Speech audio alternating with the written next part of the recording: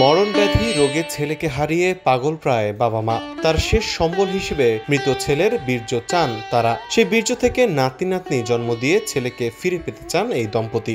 প্রায় 4 বছর পর তাদের এই আবেদনে সাড়া দিয়েছে আদালত।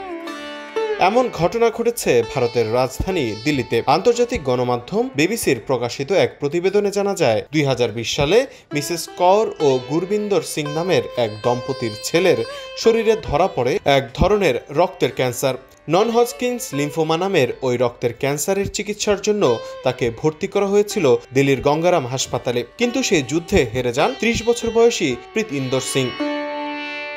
পুত্রকে হারিয়ে শোকাচ্ছন্ন এই দম্পতি কপালে চোখ তোলার মতো এক সিদ্ধান্ত নেয়। অকালে চলে যাওয়া পুত্রের স্মৃতি ধরে রাখতে পুত্রের বংশধর জন্ম দিতে চান তারা। তাই সেই হাসপাতালের কাছে ছেলের শুক্রাণু চান এই দম্পতি। কিন্তু তাদের সেই আবেদনে সাড়া দেয়নি হাসপাতাল। তারপরেই দিল্লি হাইকোর্টে আবেদন জানান ওই দম্পতি।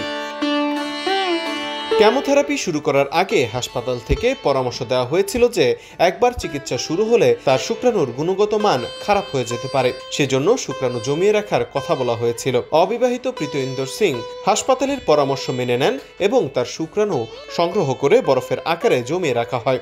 2020 সালের 27 জুন ওই বছরের সেপ্টেম্বরে মারা যান প্রীতিন্দর সিং। বিবিসিকে দেওয়া মন্তব্যে পুত্রের বাবা গুরবিন্দর সিং এসব তথ্য জানান।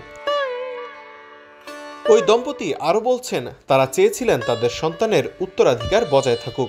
সারোগেসি পদ্ধতিতে ছেলের সন্তান জন্ম দিতে চেয়েছিলেন তারা। স্বজনদের মধ্যে একজন রাজিও হয়েছিলেন তার বাচ্চা গর্ভে নিতে। কিন্তু ভারতে অবিবাহিত পুরুষের সংরক্ষিত হিমায়িত বীর্য তার স্ত্রী ছাড়া আর কাউকে দেওয়ার কোনো নিয়ম না থাকায় টানা 4 বছর আদালতে চলমান থাকে বিষয়টি। তাছাড়া ভারতীয় সারোগেসি সংক্রান্ত যে আইন রয়েছে তা শুধুমাত্র বন্ধা দম্পতি বা নারীকে প্রজননে সহায়তা করার জন্য। এই আইন কাউকে নাতি নাতনির জন্ম দেওয়ার জন্য নয়।